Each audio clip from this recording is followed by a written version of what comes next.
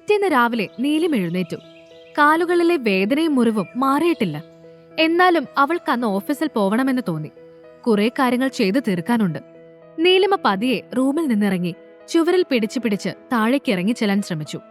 സിദ്ധാർത്ഥ് ഇതെല്ലാം കാണുന്നുണ്ടായിരുന്നു.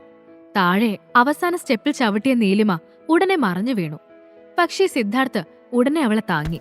ഭയന്നു പോയ നീലിമ സിദ്ധാർത്ഥിന്റെ നേർക്ക് നോക്കി. രാവിലെ തന്നെ തുടങ്ങിയോ നിന്റെ പണി മേടിച്ചു കൂട്ടല്? സിദ്ധാർത്ഥ് ചോദിച്ചു. നീലിമ മറുപടി പറയാതെ അവനെ തന്നെ നോക്കി. എന്തേ, നാക്കില്ലേ? ഇന്നലെ ഞാൻ പറഞ്ഞതല്ലേ ഇങ്ങനെ ആകാശത്ത് നോക്കി നടക്കരുതെന്ന്. അല്ല, നീ എന്തിനാ വയ്യാതെ ഇറങ്ങി വന്നേ? സിദ്ധാർത്ഥ് ചോദിച്ചു. അത് എനിക്ക് ഓഫീസിൽ പോണം. നീലിമ പറഞ്ഞു. ആഹാ, നല്ല കാര്യമായി. ഇങ്ങനെ കാല് നിലത്ത് മര്യാദയ്ക്ക് വെക്കാൻ പറ്റാത്ത നീയാണോ ഓഫീസിൽ പോണത്? ഇന്നൊരു ദിവസം റെസ്റ്റ് എടുക്ക്, നാളെ പോയാ മതി. സിദ്ധാർത്ഥ് പറഞ്ഞു. നീലിമ അത് കേട്ട് അവനെ നോക്കി. അപ്പോഴും സിദ്ധാർത്ഥിന്റെ കൈകൾ നീലിമയുടെ ഇടുപ്പിലായിരുന്നു. ഹോളിലേക്ക് വന്ന മല്ലികയും അശ്വിനും അത് കണ്ട് അമ്പരന്ന് നിന്നു. സിദ്ധാർത്ഥ് നീലിമയുടെ കവളിൽ പെട്ടെന്ന് ചുണ്ടു ചേർക്കാൻ ശ്രമിച്ചു. അത് കണ്ട മല്ലിക ഉടനെ അശ്വിന്റെ കണ്ണുകൾ പൊത്തി. എന്തിനാ മല്ലിക മുത്തശ്ശി എന്റെ കണ്ണ് പൊത്തുന്നേ? ഡാഡിയും അമ്മയും സ്നേഹത്തിൽ നിൽക്കുന്നത് ഞാൻ കണ്ടാലെന്താ? അശ്വിൻ ചോദിച്ചു. അവന്റെ നിഷ്കളങ്കമായ ചോദ്യം കേട്ട് മല്ലിക എന്തു പറയണമെന്നറിയാതെ അവനെ നോക്കി. അല്ല, അവരെന്താ അവിടെ ചെയ്യുന്നത്? അശ്വിൻ വീണ്ടും ചോദിച്ചു. മോന് ഒരു അനിയനോ അനിയത്തിയോ ഉടനെ വരാൻ സാധ്യതയുണ്ട്. മല്ലിക ചിരിയോടെ അത്രമാത്രം പറഞ്ഞു.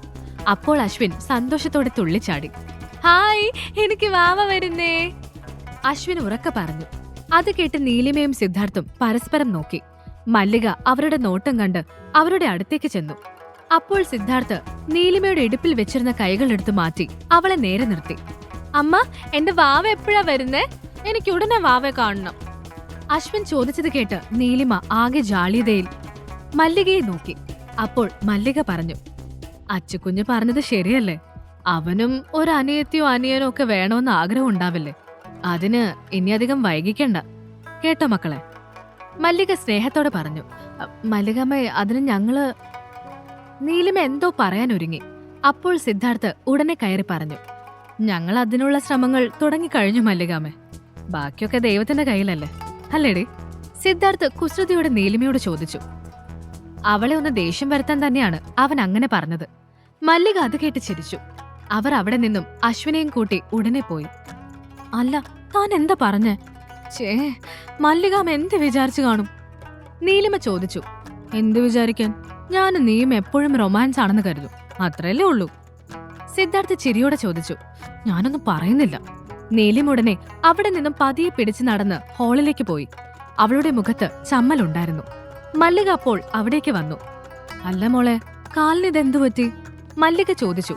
അത് ഇന്നലെ ഒന്ന് ഉളുക്കി മല്ലികാമേ, നീലിമ പറഞ്ഞു. അത് കേട്ട് മല്ലികയുടെ മുഖത്ത് ഒരു ചിരി തെളിഞ്ഞു. അവർ എന്തോ കാര്യമായി മനസ്സിൽ വിചാരിച്ചു വെച്ചിട്ടുണ്ടെന്ന് നീലിമയ്ക്ക് മനസ്സിലായി. അല്ല, മോളിന്ന് പോകുന്നില്ലേ? മല്ലിക ചോദിച്ചു. ഇല്ല, ഒട്ടും വയ്യ, നീലിമ പറഞ്ഞു. അപ്പോൾ മല്ലിക പത്രം മറച്ചു നോക്കുകയായിരുന്ന സിദ്ധാർത്ഥിന്റെ നേർക്ക് നോക്കി അവർ പറഞ്ഞു. സിദ്ധുമോനെ, ഇങ്ങനെ നിങ്ങൾ മൂന്നാളും ഒരുമിച്ച് അധികം സമയം കിട്ടാറില്ലല്ലോ. അതുകൊണ്ട് ഒന്ന് പുറത്തൊക്കെ പോയി വന്നൂടെ? ഇന്ന് അച്ഛനും ലീവാണ്. മല്ലിക പറഞ്ഞത് കേട്ട് അശ്വിൻ ഹാളിലിരുന്ന് ഉത്സാഹത്തോടെ സിദ്ധാർത്ഥിന്റെ നേർക്ക് നോക്കി. ഡാഡി, എനിക്കും പുറത്ത് പോണമെന്നുണ്ട്. നമുക്ക് പോയാലോ? പ്ലീസ്, നല്ല ഡാഡിയല്ലേ? അശ്വിൻ കൊഞ്ചി ചോദിച്ചു. അത് കേട്ട് സിദ്ധാർത്ഥിന് മറുത്തു പറയാൻ സാധിച്ചില്ല. അവൻ ഉടനെ പറഞ്ഞു. ഹാ, പോവാം. മല്ലികാമയും കൂടി പോരൂ. സിദ്ധാർത്ഥ് പറഞ്ഞത് കേട്ട് അശ്വിൻ വളരെ സന്തോഷത്തോടെ ഡ്രസ്സ് മാറാനായി പോയി. നീലിമ കാല് വേദനിക്കുന്നത് കൊണ്ട് വരുന്നില്ലെന്ന് പറഞ്ഞിട്ടും സിദ്ധാർത്ഥിന്റെ നിർബന്ധം കാരണം അവൾക്ക് കൂടെ പോവേണ്ടി വന്നു. അവൾ ഓഫീസിൽ വിളിച്ച് ലീവ് ചോദിച്ച ശേഷമാണ് അവർക്കൊപ്പം പോയത്. സിദ്ധാർത്ഥിന്റെ കാറിൽ അശ്വിനും നീലിമയും മല്ലികയും ബീച്ചിനടുത്തുള്ള ഒരു റെസ്റ്റോറന്റിലേക്കാണ് പോയത്. അവിടെ ഓരോ ഫാമിലിക്കും പ്രത്യേകം ഡിസൈൻ ചെയ്ത് ഗ്ലാസ് ചുമരുകളുള്ള AC ക്യാബിൻ ഉണ്ടായിരുന്നു. നീലിമയും സിദ്ധാർത്ഥും അശ്വിനും മല്ലികയും അതിനുള്ളിൽ ഫുഡ് ഓർഡർ ചെയ്ത ശേഷം കാത്തിരുന്നു. അത് പൂർണ്ണമായും ഒരു ഫാമിലിക്ക് മാത്രമായി ഒരുക്കിയിരുന്നതുകൊണ്ട് മറ്റ് ശല്യങ്ങളൊന്നും ഉണ്ടായിരുന്നില്ല. ഗ്ലാസിനപ്പുറം കടൽ നോക്കിയാണ് അശ്വിൻ അതിലിരുന്നത്. വെയിറ്റർ ഭക്ഷണവുമായി വന്നു. നീലിമയ്ക്ക് ചിക്കൻ ഫ്രൈഡ് റൈസ് ഇഷ്ടമാണ് എന്ന് അറിയാവുന്നതുകൊണ്ട് സിദ്ധാർത്ഥ് അത് തന്നെയായിരുന്നു വാങ്ങിയിരുന്നത്. മല്ലികയ്ക്ക് വേണ്ടി ലെമൺ റൈസും അശ്വിനും സിദ്ധാർത്ഥിനും വേണ്ടി ഓർഡർ ചെയ്ത ചിക്കൻ പാസ്തയും ടേബിളിൽ നിരന്നു. നീലിമ ഭക്ഷണം കഴിച്ചുകൊണ്ട് പുറത്തേക്ക് നോക്കി. ആ ക്യാബിനിലിരുന്ന് നോക്കുമ്പോൾ കടൽ വളരെ അടുത്തായതുപോലെ തോന്നുന്നുണ്ടായിരുന്നു. അതിന്റെ ഡോർ തുറന്ന് പുറത്തിറങ്ങിയാൽ കടലിൽ കളിക്കാം. അശ്വിൻ ആ സ്ഥലം നോക്കി ഫുഡ് വാരി വലിച്ച് കഴിച്ചുകൊണ്ടിരുന്നു. അത് ശ്രദ്ധിച്ച സിദ്ധാർത്ഥ് ഉടനെ പറഞ്ഞു, അച്ചു ശ്രദ്ധിച്ചു കഴിക്ക്, നെറുകയിൽ കയറും മോനെ. സിദ്ധാർത്ഥ് സ്നേഹത്തോടെ അശ്വിനോട് അത് പറഞ്ഞപ്പോൾ നീലിമ സിദ്ധാർത്ഥിന്റെ നേർക്ക് നോക്കിയിരിക്കുകയായിരുന്നു. ഈ മനുഷ്യനെ ഒട്ടും മനസ്സിലാക്കാൻ പറ്റുന്നില്ല എന്ന് തന്നെയാണ് അവൾ അപ്പോഴും ചിന്തിച്ചത്. അപ്പോൾ സിദ്ധാർത്ഥ് അവളെ നോക്കി. എന്തേ, ഫുഡ് ഇഷ്ടായില്ലേ? സിദ്ധാർത്ഥ് ചോദിച്ചു. ഇഷ്ടായി, നീലിമ ഉടനെ പറഞ്ഞു. സിദ്ധാർത്ഥ് അവളെ തന്നെ നോക്കിയിരിക്കുകയായിരുന്നു. ഭക്ഷണം കഴിച്ചു കഴിഞ്ഞ് അശ്വിനും മല്ലികയും കടലിലിറങ്ങി കളിക്കാൻ വേണ്ടി പോയി. നീലിമയും സിദ്ധാർത്ഥും ക്യാബിനിലിരുന്ന് അവരെ നോക്കി. മല്ലിക കൊച്ചു കുട്ടികളെപ്പോലെ അശ്വിനൊപ്പം വെള്ളം തെറിപ്പിച്ചു കളിക്കുന്നത് നീലിമ കൗതുകത്തോടെ നോക്കി. അശ്വിൻ വളരെ ഉത്സാഹത്തിലായിരുന്നു. അവൻ ഓടിച്ചാടി കളിക്കുന്നത് കണ്ട നീലിമ സന്തോഷത്തോടെ പുഞ്ചിരിച്ചു. അപ്പോഴേക്കും സിദ്ധാർത്ഥിന്റെ ഫോണിൽ ഹേമന്തിന്റെ കോള് വന്നു. കോൾ എടുക്കാനായി സിദ്ധാർത്ഥ് അവിടെ നിന്നും അല്പം മാറി. ഇവനെന്തിനാ ഇപ്പൊ വിളിക്കുന്നത്? സിദ്ധാർത്ഥ് മനസ്സിൽ ചോദിച്ചു. അവൻ ഉടനെ ഫോണെടുത്ത് ചെവിയിൽ വെച്ചു. സിദ്ധു, നീ എവിടെയാ? വീട്ടിലല്ലേ? ഹേമന്ത് ചോദിച്ചു. ഇല്ല, പുറത്താണ്. എന്താ കാര്യം? സിദ്ധാർത്ഥ് ചോദിച്ചു. നീ ഒന്ന് ഉടനെ ഇവിടേക്ക് വന്നേ, ഞാൻ നിന്റെ വീടിന് മുന്നിൽ നിൽപ്പുണ്ട്, ഹേമന്ത് പറഞ്ഞു. അത് കേട്ട് സിദ്ധാർത്ഥിന് ദേഷ്യം വന്നു. എനിക്കങ്ങനെ വരാനൊന്നും പറ്റില്ല. അല്ല, നീ എന്തിനാ പറയാതെ വന്നത്? സിദ്ധാർത്ഥ് ചോദിച്ചു. അതൊക്കെ പറയാം, നീ വന്നേ പറ്റൂ. ഞാൻ ഒറ്റയ്ക്കല്ല വന്നത്, ലാവണ്യുണ്ട് കൂടെ, ഹേമന്ത് പറഞ്ഞു.